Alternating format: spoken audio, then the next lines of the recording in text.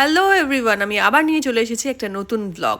আজকে দেখাবো day care. Yes, আগের দিন নাইট কেয়ার দেখিয়েছি, বাট ডে কেয়ার কী করি আমি। প্রথমেই টোনিংটা ফেস ওয়াশ দিয়ে ফেস ধুয়ে নিয়েছি, সেটা সবাই জানো, এবারেও আমি করে নিয়েছি, সেটা দেখাইনি। এরপর আমি আমার যে সেই বরফ বানানো দেখিয়েছিলাম, সেটার লিঙ্ক আমি দিয়ে দেবো, সেটা দিয়ে পুরো মুখটা ঘষে নিলাম, টোনিং করে নিলাম। ওর মধ্যে কীভাবে, ওটা হচ্ছে অ্যালো আইস কিউব ছিল অ্যান্ড মিল্কও ছিল ওর মধ্যে, ওটা দিয়ে ঘষে ভালো করে মুখটা জাস্ট মুছে নিলাম, ধুইনি কিন্তু।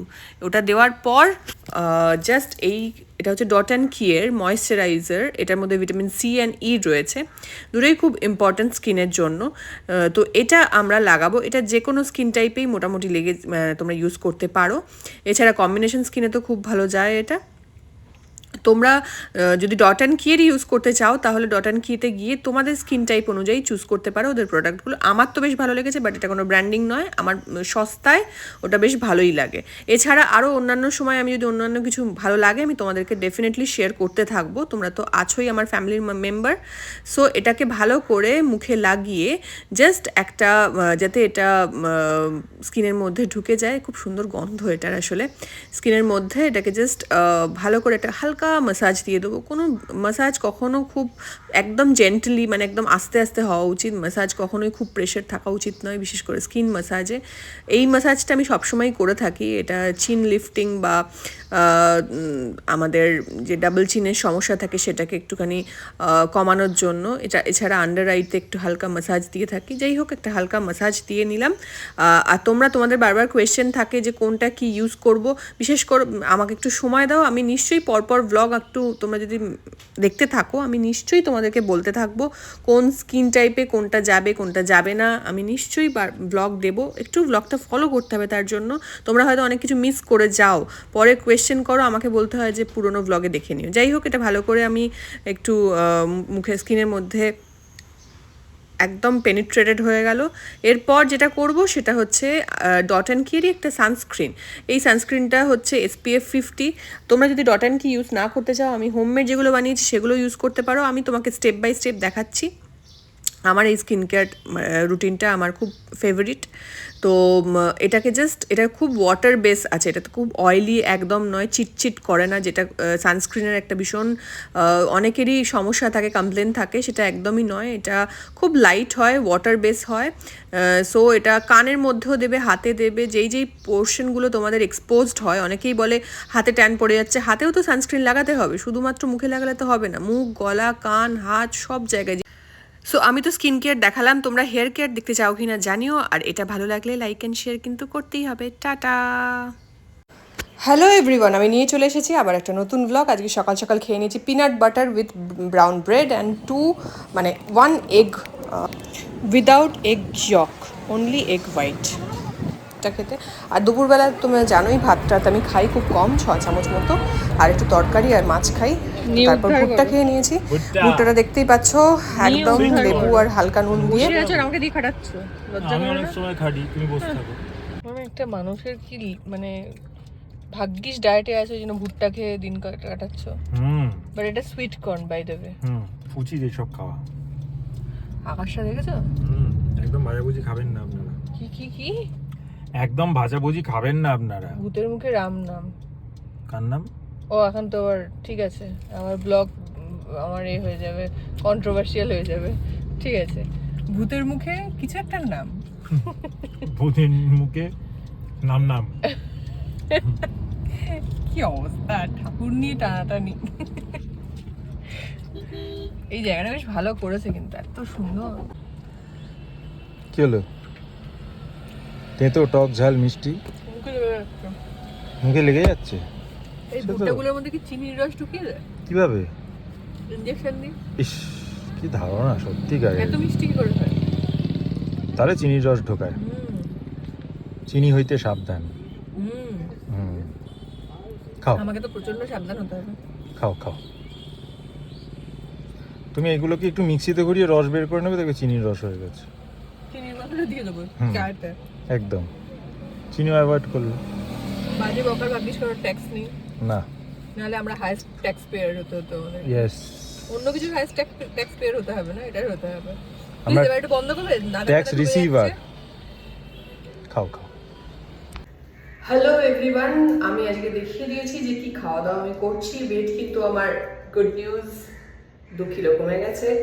তো তোমরাও নিশ্চয়ই তোমাদের আমার সাথে ডায়েটটা করছো, তবে আজকে তার সাথে সাথে আরেক চটপট একটা জিনিস দেখিয়ে দিচ্ছি।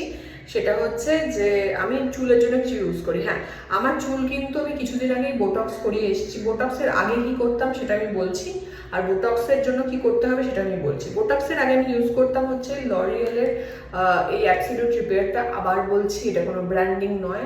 তোমরা যদি জানতে চাইছিলে আমি চুলে কি ইউজ করি, তার জন্য বলছি লরিয়েলের। এটা হচ্ছে যাদের খুব dry hair, frizzy hair, unmanageable rough hair, তারা ড্যামেজের রিপেয়ারের জন্য এটা করতে পারো। এটার সাথে এই মাস্কটা ইউজ করতে হবে। শ্যাম্পু করে নেওয়ার পর এই মাস্কটা ইউজ করে 5 মিনিট ওয়েট করতে হবে, দেন ধুয়ে দিতে হবে। আর তোমরা মনে করো যে তোমাদের ধরো এটার পার্পল কালার হয়, সেটা ইউজ করতে পারো। দেন এটার অনেকগুলো কালার হয়, তোমরা ওখান থেকে গিয়ে দেখে নিতে পারো তোমাদের হেয়ার টাইপ কি, সেটা অনুযায়ী ইউজ করতে পারো। এটা কিন্তু লরিয়েলের প্রফেশনাল রেঞ্জ, ঠিক আছে। এবার আমি সেকেন্ড কথায় আসছি, সেটা হচ্ছে যে যদি তোমরা চাও যে তোমাদের কোনো কিছু কেমিক্যাল ট্রিট করা আছে তোমাদের মাথায়, মানে কেরাটিন আছে, বোটক্স আছে। বোটক্সটা যদিও বা কেমিক্যাল ট্রিটমেন্ট নয়, বোটক্স করা আছে বা কিছু স্ট্রেটনিং করা আছে, তাহলে তোমরা যেটা করতে পারো বেসিক্যালি এই কেরাটিন, বোটক্স বা ন্যানোপ্লাস্টিয়া, এটার জন্য যেটা করতে পারো সেটা হচ্ছে যে 2-3 রকমের, যেমন বোটোপ্লাস্টিয়ারই একটা শ্যাম্পু হয়, সেটা ইউজ করতে পারো। বেসিক্যালি তোমাদের দেখে নিতে হবে কিউওডি বলে একটি শ্যাম্পু হয়, সেটা ইউজ করতে পারো। বেসিক্যালি তোমাদের দেখে নিতে হবে এইখানে পেছন দিকটায় লেখা থাকবে সালফেট ফ্রি শ্যাম্পু। এটা কিন্তু সালফেট আছে, সালফেট ফ্রি শ্যাম্পু ইউজ করবে যদি তোমরা কোনো রকম কোনো বোটোপ্লাস্টিয়া, কেরাটিন বা এরকম কিছু করে থাকো। আর যদি না করে থাকো তাহলে প্লিজ কষ্ট করে হলেও এই শ্যাম্পুটা ইউজ করো, যাদের সমস্যা ফ্রিজি হেয়ারের এবং ড্যামেজ ডাল রাফ হেয়ারের। এছাড়া এটার পার্পলটা আছে, ওটাও ইউজ করতে পারো, ওটাও খুব ভালো, যার যেটা স্যুট করবে। আমার ধারণা ফ্রিজি হেয়ার হলে এটাই স্যুট করবে। আর যদি তোমাদের অয়েলি স্ক্যাল্প হয় সেক্ষেত্রে ওখানে দেওয়া আছে আলাদা রকমের শ্যাম্পু, লরিয়েল প্রফেশনাল রেঞ্জটা। হ্যাঁ, লরিয়েলের নর্মাল এই শ্যাম্পুগুলো প্লিজ দয়া করে ইউজ করো না। আর এরপর আমি আসি ছোট্ট করে, সেটা হচ্ছে যে যদি বডি মানে যেটা তো আমরা ইউজ করি হোমমেড, সেগুলো তো করি। এছাড়া আমি একটা জিনিস দেখাচ্ছি, এম ক্যাফেনের এই স্ক্রাবারটা জাস্ট মানে অসাধারণ বডি স্ক্রাব। এটা দিয়ে স্ক্রাব করি, দুর্ধর্ষ লাগে। এরপর আমি একটা ইউজ করি, সেটা হচ্ছে বডি শপের এটা হচ্ছে বডি শপের পিঙ্ক গ্রেপ ফ্রুট। বডি শপে গেলে তুমি যেরকম 2-3 রকমের ফ্লেভার, যার যেটা পছন্দ হবে সেরকম। এটা দিয়ে লিকুইড সোপ, এটা দিয়ে আমি চান করি, যেটা হয়ে থাকে। এছাড়াও আরেকটা, এটা বাইরের, এটা দেখে কোনো লাভ নেই, এটা বাইরে থেকে আনানো, সুতরাং এটা দরকারও নেই। তোমরা এটা বডি শপ থেকে কিনে নিতে পারো। আর যদি না পাও, এমনি লিকুইড সোপ ভালো অনেক পাওয়া যায়, সেগুলো ইউজ করতে পারো। এছাড়া যেটা তোমাদেরকে টিপস দিতে চাই, সেটা হচ্ছে মেডিমিক্স সাবান। এটা জাস্ট আমি তোমাদেরকে বলছি, মেডিমিক্স সাবানটা জাস্ট ভালোবাসা। যারা কিছু না ইউজ করতে পারছো তাদেরকে সেটা ছোট লিপস দিয়ে দিলাম যাওয়ার আগে, সেটা হচ্ছে মেডিমিক্স সাবান। যারা এগুলো, আমার মনে হয় অনেক সময় অনেক কিছু হয় আমাদের বাজেট পারমিট করে না, তখন তোমরা জাস্ট মেডিমিক্স সাবানটা কিনে ইউজ করো, তারপর আমাকে জানাবে কেমন লাগলো। তখন ভালোবাসা আর কি তোমরা ভরিয়ে দেবে, আমি জানি। তো চলো, আমার এই ভিডিওটা কেমন লাগলো আমাকে জানাবে। আর কিছু তোমরা দেখতে চাইছো কিনা সেগুলো আমাকে জানাবে, কোনো কোয়েশ্চেন থাকলে জানাবে। আর হোমমেড রেমেডিজ আমি দেবো, চিন্তা করার কিছু নেই। হেয়ারের রেমেডিজ আসছে, একটু টাইম দাও আমাকে, সব আনবো। টাটা, ভালো লাগলে লাইক অ্যান্ড শেয়ার কিন্তু করতে হবে। হ্যালো এভরিওয়ান, আমি আবার নিয়ে চলে এসেছি একটা নতুন ব্লগ। আর আজকে দেখাবো কিভাবে আমরা ডায়েটে দারুণ টেস্টি খাবার খেতে পারি। হ্যাঁ, ডায়েটে আছো মানে এমন নয় যে তোমরা খুব ভালো ভালো খাবারের থেকে বঞ্চিত থাকবে, তার জন্য আমি তো আছি, তার জন্য পুরো ব্লগটা দেখতে হবে। এটা মুরগির ঠ্যাং। একটা কথাও রাখছো না তুমি, আর প্লিজ এখানে আসবে না। কেন? না, কোনো কথা তুমি রাখছো না। কি রাখবো? কি এবার তো তুমি রাখবে। তুমি নাকি তোমার আজকে ফোন, ঘুরে এসেছি একটা জায়গা দেখে, তুমি নাকি তোমার সব ফোন টোন দেখতে যাচ্ছ না, কি করতে যাচ্ছ না, কি হ্যাঁ? আমার সোনার গয়নাটা কি নিজের ফোন টোন কিনে নেবে? তুমি কিনে দেবে তো ফোন। ও বাবা, কোথায় ফোনের দাম, কোথায় সোনার গয়নার দাম, তারপর আমার ফোনটা দিয়ে দিচ্ছি, এক্সচেঞ্জ করে তুমি তো নেবো। এটা নয়া পয়সা খরচা করছো না আমার উপর, দেখছি। নয়া? হুম, ঠিক আছে, কালকে ব্যাংক থেকে নয়া একটা এনে পয়সা দিয়ে দেবো। নয়া পয়সা পাওয়া যায় না। নতুন পয়সা, জ্বালাতে কেন এসছো বলো? জ্বালাতে? এই যে এইটা চুড়িটা কাটা, তো ধার নেই, তোমার গলাটাও কাটা। এই নতুন চুড়ি আছে, দেবো? না থাক, এই নতুন এই দেখো তোমার পেছনেই ছুরি। তোমার গলাটা কাটবো নতুন ছুরি। ঠিক আছে ধোয়া আছে? ধুতে হবে না বাবা। ধোয়া না গো এই কি চিকেন কাটতে কাটতে উঠে গেছে। ছুরি চেঞ্জ, নয়া পয়সা না হলে কি হবে, নয়া ছুরি আছে। গলাটা কাটতে হবে না। মুরগির ঠ্যাং কাটবে আগে, তারপর আমার গলা কাটবে। সোনার দোকানের লোকগুলো যদি তোমার গলাটা কাটতে পারতো। সোনার দোকানে তো তোমার গলা কাটবে, এবার তুমি আমার যাও গলা কাটবে। সোনা যাও তো- গিয়ে এমন একটা সোনা তো গছিয়ে দেবে, দেখবে investment। গলা কেটে দেবে। সোনা হচ্ছে গোল্ড, হচ্ছে ইনভেস্টমেন্ট। এটা তোমার তো আবার এ চলছে কি বলে ওটাকে, ডায়েট চলছে, তুমি তো খেতে পারবে না এটা। কেন?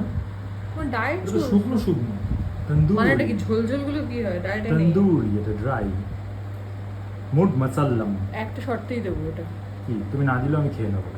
না না খেতে দেবো না, না, অত সহজ নয়। ছিনিয়ে খেয়ে নেবো। একটা শর্তেই দেবো, তোমার ফোনটা জানি না কি করবে তুমি। কোনটা তো কিনতেই হবে, বেশি দিন ফেলে রাখা যাবে না, দাম আপনারা না, কমিয়ে দেবে আমার আপনারা প্লিজ এক্সচেঞ্জ। কমেন্টে লিখবেন যে এই ফোন কিনে দেবেন না, এই আমার খাবারটা, এই খাবার মানে কিনে সব ঠিক আছে, ভুলভাল- কালকে কালকে কিনে খাইয়ে দেবো। ফোন কিনে দেবেন না, সাউথ ফোন সিটি কেনা উচিত না গয়না কেনা উচিত, আপনারা জানাবেন। ঠিক আছে, এখন বন্ধ করার শুরু করতে হবে। আচ্ছা ভাই দেবে, আমি ওনারা তো জানাবেন কোনটা, এখানে দেখিয়ে দিই ওনাদের জন্য, কারণ ডায়েটের নিয়ে অনেকে অনেক কিছু এই বলেছিল। খুলতেই পারছে না মিক্সির ঢাকনা। সত্যি কথা, সত্যি কথা। ডায়েট নিয়ে অনেক অনেক কিছু বলেছিল, বাট ডায়েটে তন্দুরিটা খাওয়া যায়। কিরকম দেখতে লাগছে উফ, একটু কথাটা ভয়ঙ্কর। বলতে দাও, বলতে দাও। ডায়েটে তন্দুরি খাওয়া যাবে, হুম। তবে রেগুলার বেসিসে না হলেও মানে একটা ঠ্যাং খাওয়াই যায়। এটা তোমরা ডিনার হিসেবে খেতেই পারবে। এখানে রসুন আর লঙ্কাটা পেস্ট করা আছে, বাকিটা আমি দেখিয়ে দিচ্ছি। ওকে।